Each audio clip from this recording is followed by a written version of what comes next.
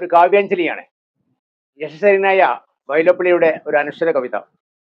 മധുര മാമ്പഴത്തിനും ഒരു നൊമ്പരത്തിന്റെ കഥ പറയാനുണ്ട്. മാമ്പഴം.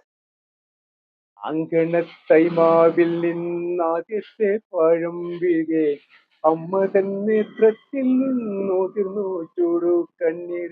4 മാസത്തിൻ മുമ്പിൽ ഏറെ നാൾ കൊതിച്ചിട്ട് ബാലമാകന്തം പൂവിട്ടുണ്ണികൾ വിരിയവേ അമ്മതൻ മണിക്കൂട്ടൻ പൂത്തിരി കത്തിച്ചപ്പോൾ അമ്മലർ ചെണ്ടൊന്നോടി സഹതിച്ചടുത്തെത്തി.